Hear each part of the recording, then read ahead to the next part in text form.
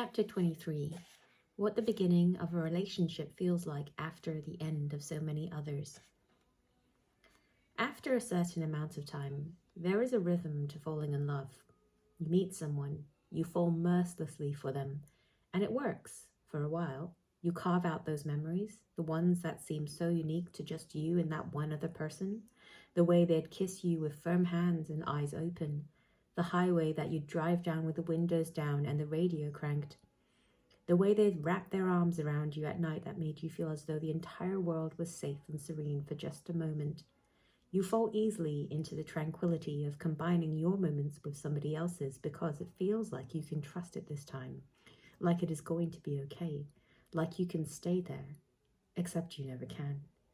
It's not always planned or deliberate, it's not always harsh or malicious, but some inhuman part of us seems programmed to fall apart, and at one point or another, it always does. You wake up one too many mornings with the right side of the bed lying empty.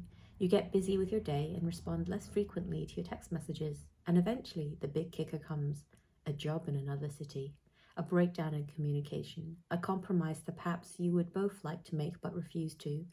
There are too many principles guiding us that surmount basic emotion, and so we let them break us apart.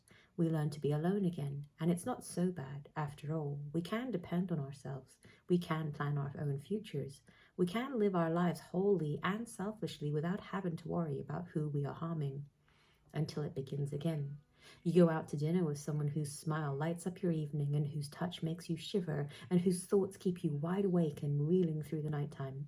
And it's beautiful and perfect and genuine, except you can't help but remember that the beginning necessitates the end. That someday this person who lights up your existence may also be the person you abhor, the one you throw from your life and block from your Facebook feed and cringe at the mention of their name. That someday everything you love about this person may also be the thing that you hate. Their unassuming laugh will suddenly become unbearably annoying. Their innate library of knowledge will seem condescending and dry.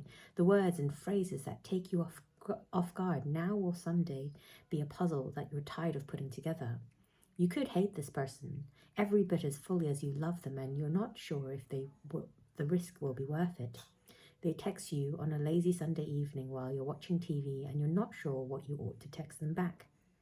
Do you think that we should really start this up? You want them to ask. What if I eventually hate you? What if you fall out of love? What if every quirk we admire about one another right now becomes tired and wearisome as this goes on? What if my effervescent wit becomes manipulative and meddlesome with time? What if your calculating nature grows exhausting? What if we cease to enthrall each other? What if I become one more thing that you can shrug off with detached indifference? You want to ask these deadpan questions, but you know that the most important ones are those that you ought to be asking yourself. Will you regret this? Will it come back to haunt you? 4 years from now, will you wish that you could travel back to this exact moment in time and put the phone down? Let the message go unanswered. Let the love go undiscovered. Let every fearful, exhilarating step that you could take towards this person go untraveled? Will you know with such clarity at a much later point in time that none of this is worth the pain that it will someday evoke? And if you knew the answer to all of it, would you answer the text anyway?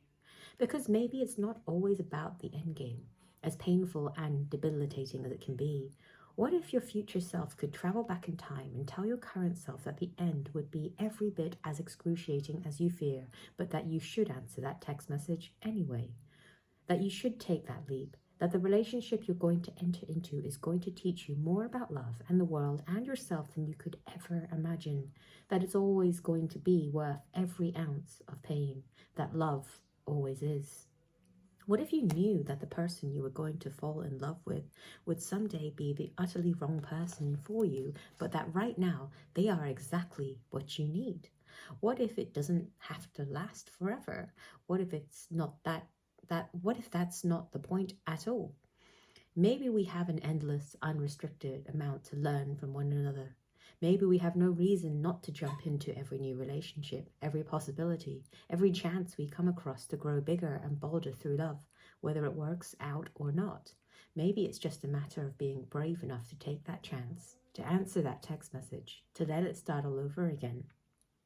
Because maybe the end game is worth it every time. Maybe the heartbreak is a side effect of something so brilliant that it eventually overshadows the destruction.